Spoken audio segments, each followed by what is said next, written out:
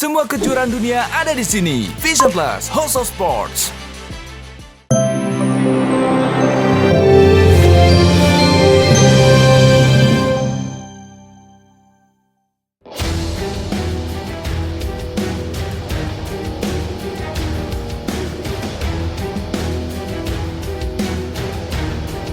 Drama perang urat syaraf antara Dr. Richard Lee dengan mantan pengacaranya Rasman Arif Nasution bak lakon sinetron yang ceritanya terus berseri menghiasi pemberitaan.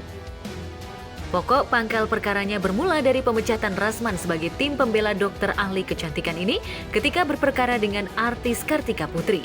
Rasman rupanya kecewa berat terhadap dokter yang juga menjelma jadi YouTuber ini lantaran secara sepihak telah didepak dari posisi juru bela. Rasman akhirnya melaporkan Dr. Richard hingga menuntut ganti rugi miliaran rupiah atas pemecatannya. Tapi, pada konferensi pers Kamis lalu, Dr. Richard membantah semua tudingan Rasman. Di hadapan media ia mengaku sudah memberhentikan Rasman secara baik-baik, tapi Rasman kabarnya malah naik pitam.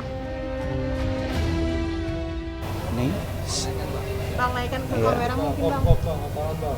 gugatan terhadap Richard ya, ini gugatan terhadap saudara Dr. Richard Lee, dan insya Allah kami tinggal menunggu relas panggilan untuk kita sidang dan atau mediasi, kan begitu ya. Sebenarnya saya tuh pada waktu itu mintanya baik-baik. Saya sampaikan baik-baik, Bang, untuk ke depan ya kan lisan dulu ya. Tentu kita sampaikan lisan terlebih dahulu, terus abis itu dilengkapi dengan surat tertulisnya. Bang, saya bilang untuk ke depan Abang tidak mewakili saya lagi untuk kasus Kartika Putri dan lain-lain kayak gitu punya. Tapi Abang tetap merupakan pengacara saya. Ya, jadi untuk kasus itu aja yang kita cabut nih kuasanya nih ya. Dan saya juga melarang untuk Abang untuk konferensi pers membawa nama saya. Ya kan, saya juga nggak nyaman dibicarakan, sedangkan beliau kan bukan pengacara yang memegang hak tentang kuasa hukum saya lagi. Oh, beliau marah-marah. Saya juga kan bingung. Kan seperti saya bilang tadi, adalah hak klien untuk mengganti pengacaranya. Saya pikir di semua, saya ini diam ya, karena apa? Beliau tuh selalu mengatakan saya tidak membayar hak. Jadi kan dikomentarin orang, oh nggak bayar hak. Hak yang mana yang nggak saya bayar? Tunjukkan hitam di atas putihnya. Kalau ada hitam di atas putih, saya itu paling benci kalau hak orang. Dokumen surat yang namanya kontrak, kemudian chatting-chattingan, kenapa dia membatalkan, dasar dia apa, dan lain-lain, dan kontrak itu berapa per bulan, berapa lama, terus yang lain dia batalkan, kan ada juga. Bukan kontrak itu saja kan. Kartika Putri saja contohnya satu, kemudian dia melaporkan Kartika Putri dia dilaporkan Kartika Putri di Polda Metro Jaya, oke, illegal access Polda Metro Jaya, 2 itu dicabut. Kemudian kuasa dari dia pelapor di Polda Sumsel oleh Richard Lee dan David Lee. Kemudian ada yang saya tangani di Surabaya, tidak nama dia tapi itu adalah bahagian dari perusahaan dia. Jadi itu saja sudah ada 5. Ya, nanti kita hitung ya. Tujuan saya mencari pengacara adalah mencari kenyamanan. Jadi semua orang itu mencari pengacara itu untuk cari ketenangan, kenyamanan. Tapi kalau kita cari pengacara, terus setiap hari kita ketakutan dengan pengacara kita, seperti menghadapi debt collector, seperti menghadapi rentenir, ya kan jadinya untuk apa kita ada pengacara? Untuk apa kita ada pengacara? Tak hanya mengaku telah bicara baik-baik soal pemecatan dirinya, Dr. Richard juga menilai tuntutan 1 miliar atas denda pemecatannya dinilai tak masuk akal. Terlebih Rasman dianggapnya masih sebagai kuasa hukum atas nama perusahaannya. Sebaliknya, Dr. Richard juga mengeluhkan soal kinerja Rasman dalam menangani berkas yang ditugaskan tim kuasa hukumnya. Sebenarnya Bapak Rasman itu saya cabut kuasanya untuk pegang kasus saya dengan Kartika Putri, namun beliau tetap menjadi pengacara perusahaan saya.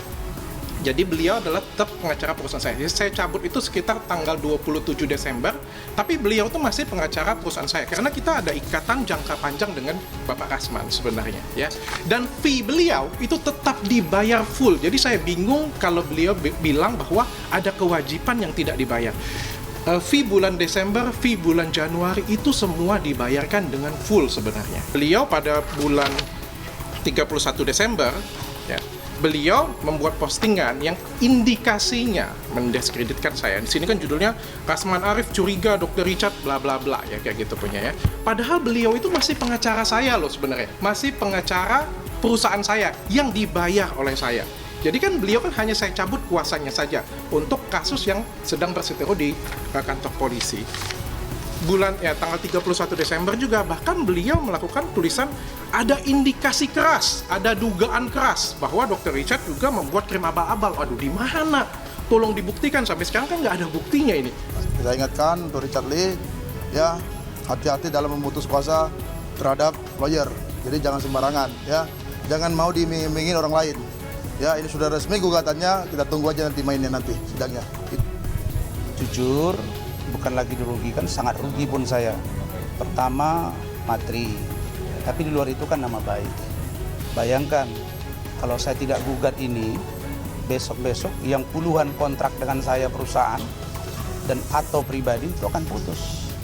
Nah karena itu, Richard ini harus menjadi perbandingan bagi yang lain, termasuk untuk seluruh pengacara di Indonesia. Saya telah memberikan pekerjaan untuk mereview dokumen hukum punya saya. Itu berlangsung dari, kalau saya nggak salah, bulan Oktober. Bulan Januari tidak dikerjakan, sehingga kita berkirim surat. Tolong segera dikerjakan. Ini bukti pengiriman suratnya juga sudah ada. 2 kali saya membuat surat, tolong dikerjakan. Namun tidak digubris. Ya tentu saja setelah pekerjaan tidak digubris, dari perusahaan mengeluarkan surat pemutusan hubungan kerja. Ya nggak mungkin kan dibayarin terus, dibayar, kita membayar pengacara untuk mengejek-ngejek kita, untuk menjelek-jelekkan kita, terus kita kasih pekerjaan juga tidak dibayar. Itu alasannya. Ya, Rasman sendiri memang sejak awal tampak memendam kecewa dengan mantan kliennya. Apalagi ia sempat habis-habisan membela sang dokter hingga sempat sengit berseteru dengan kubu Kartika Putri. Bahkan Rasman mengaku jika penangguhan penahanan Dr. Richard adalah hasil kerjanya sebagai penjamin di kepolisian. Jadi Richard malam itu ditahan, dan dia ditahan itu sore, kemudian tahan 1 malam, kemudian jam 10 malamnya, setelah 1 malam, itu saya diberitahu oleh Kasubdit Cybercrime Polda Metro, Bung Rofan. Beliau bilang, Bang, kita permohonan Abang untuk ditangguhkan sudah dikabulkan, dan Abang silakan datang. Dalam WA pagi-pagi, saya kaget, dia bilang, Dear Pak Rasman, mulai hari ini Pak Rasman tidak saya izinkan bicara ke media mengatasnamakan saya dan lain-lain. Selama ini sejak dia jadi pegang kuasa dan saya ini bertindak untuk nama klien, saya melakukan tindakan hukum, justru saya yang harus melakukan itu. Dia yang harus lapor ke saya kalau dia melakukan tindakan apa-apa. Belakangan Rasman malah mensinyalir ada dugaan kong kaling kong antara Dr. Richard yang diam-diam bertemu seterunya pengacara kondang Hotman Paris Hutapea. Apakah di sebelah saya ada Hotman Paris? Apakah di sebelah kiri saya ada Hotman Paris? Nggak ada. Kalau ada Bang Hotman, pasti Bang Hotman di sini ya. Jadi saya dan Bang Hotman itu sebenarnya hubungan bisnis ya.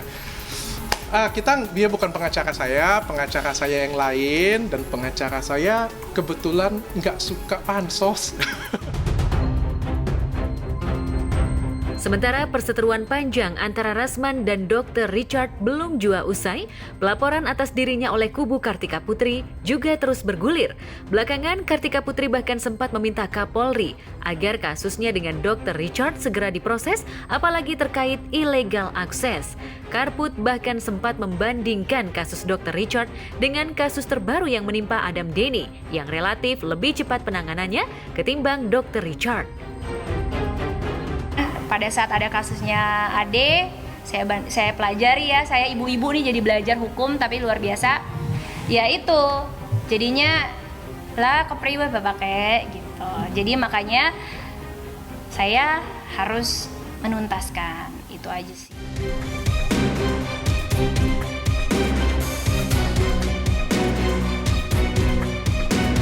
Tuntutan keadilan Karput seolah menjadi ancaman serius bagi dokter yang gemar mengulas sisi buruk dari produk kosmetik ini.